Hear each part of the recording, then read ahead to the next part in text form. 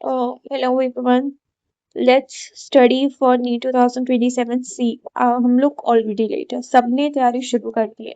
सो बेटा अब आप भी कर दो. रिजल्ट के चक्कर में मत पड़ो, क्या आएगा कैसा आएगा कितनी कट ऑफ जाएगी. जस्ट तैयारी शुरू कर दो.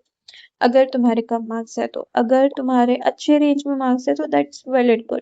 रहने दो, फिर मत करो तैयारी. बट अगर नहीं है तो तैयारी शुरू कर दो.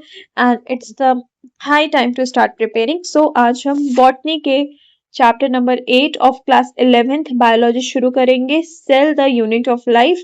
इससे अच्छे खासे क्वेश्चन आते हैं एंड इजी भी है. So let's begin. इसमें मैं आपको कैसे पढ़ाने वाली हूँ, मैं आपको एनसीईआरटी के सारे पॉइंट समझाऊंगी. एंड अगर कुछ एक्स्ट्रा होगा जो मुझे लिखवाना होगा तो बुक में ऑलरेडी लिखा हुआ है, आप उसको अपनी बुक में नोट डाउन करेंगे. And even I will explain you that. ठीक है, तो if you like the video please do not forget to subscribe. Okay, let's start. Cell, the unit of life. When you look around, you see both living and non-living things. You must have wondered and asked yourself, what is it that makes an organism living? Or what is it that an inanimate thing does not have which a living thing has? The answer to this is the presence of basic unit of life, the cell in all living organisms. Cell is also basic, fundamental, structural and functional unit. Also write basic. Basic तो already लिखा हुआ है, उसके आगे लिख लो नीचे, उसके नीचे functional,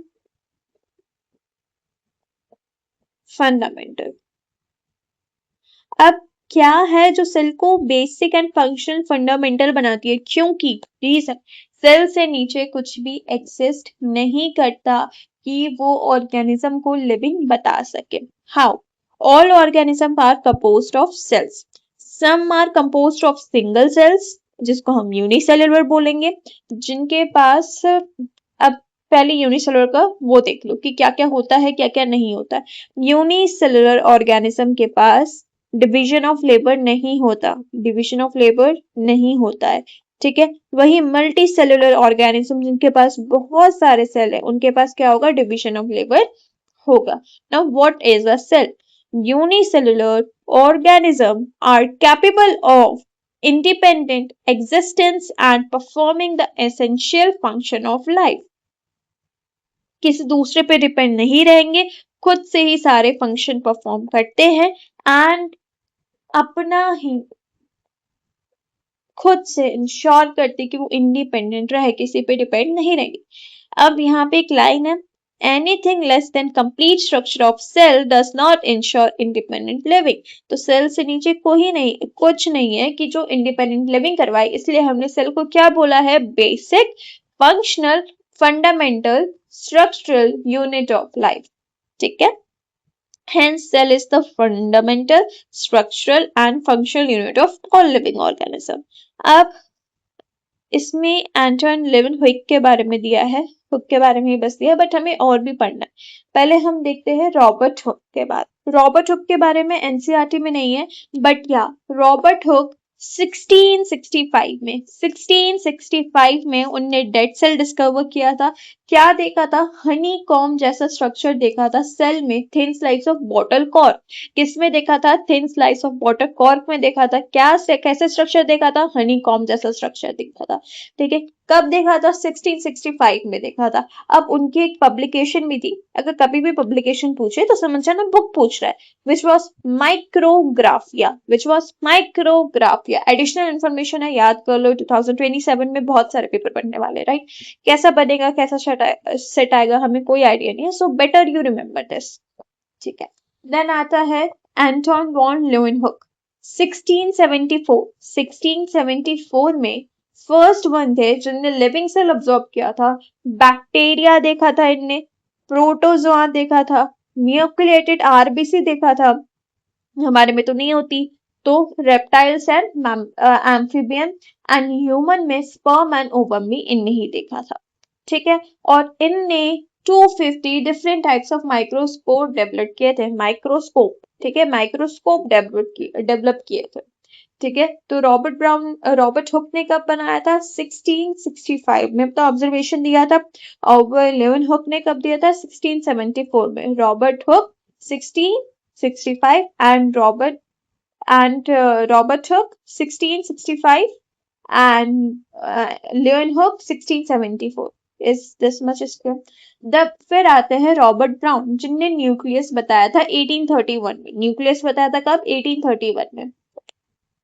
देन आती है अपनी सेल थ्योरी।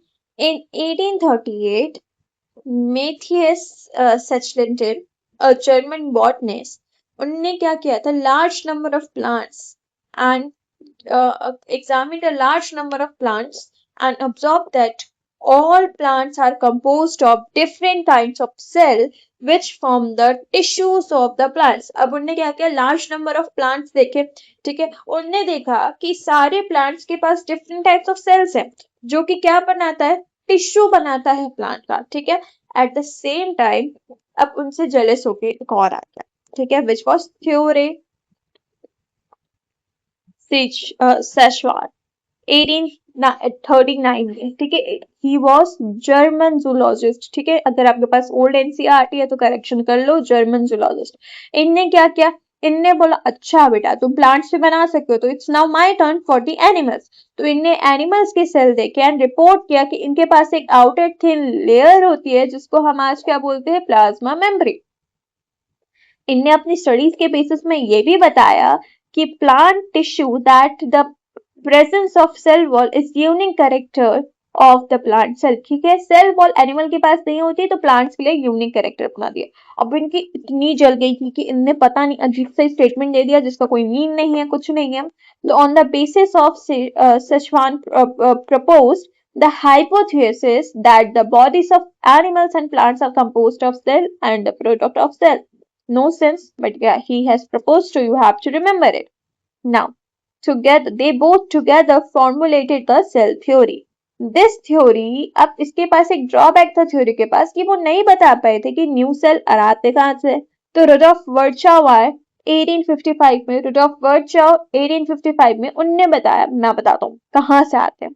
तो उनने बोला ओमनी सेलुला ई सेलुला, ठीक है, मतलब new cell arise from pre existing cells. तो इनने क्या किया? मॉडिफिकेशन दिया दोनों की थ्योरी को। तो सेल थ्योरी मॉडिफाइड होके दो पॉइंट की कंपोज करती है, that are all living organism are composed of cells and products of cells. Second, all cells arise from pre existing cell, ठीक है। क्या ये इतना सेल थ्योरी वाला पार्ट तक क्लियर है? सो अभी के लिए इतना ही। बाकी का पार्ट टू आपको नेक्स्ट वीडियो में आप जाओगे तो आपको दिख जाएगा। Thank you. एक बार बस रिवाइज कर लेते फटाफट हमने जितना पढ़ा है। रॉबर्ट हुक 1665 में उनने क्या किया था? डेड सेल देखा था। लियोन हुक 1674 में first one to observe living cell, sperm, ova, nucleated RBC, protozoa, bacteria and 250 different types of microscope इनने बनाए थे, ठीक है। रॉबर्ट ब्राउन ना 1831 में क्या किया था? न्यूक्लियस दिया था। देन हमने सेल थ्योरी पढ़ी। सेल थ्योरी एक और बार मैं समझा देती हूँ। जो सचलिंटन था विच वॉज बॉटनिस्ट, उनने large number of plants cell पढ़ा, तो प्लांट्स के, और उन्होंने बोला कि that all plants are compose different kinds of cell है जो कि एक डिफरेंट टिश्यू बनाता है, ठीक है। एट द सेम टाइम जो सेशवान था, ठीक है, उनने भी एनिमल्स का किया और उनको बोला कि एनिमल के पास एक आउटर थिन लेयर है, what we call it today is plasma membrane. And plants के बाद एक यूनिक कैरेक्टर है which is the presence of cell wall, ठीक है। फिर उन्होंने एक हाइपोथेसिस दिया that all the animal and plant cells are all the animal and plant tissues are composed of cells and product of their cells. Then उसके बाद क्या था? Cell theory this was incomplete, ठीक है। वो नहीं बता पाए थे कि न्यू सेल कहाँ से अराइज होते। तो फिर हमारे कहानी में कौन आता है? रुडोल्फ वर्चाव 1855, यस 1855 में आए थे। उनने बोला था ओमनी सेलुलर ई सेलुलर new cell arise from pre existing cell, that's it.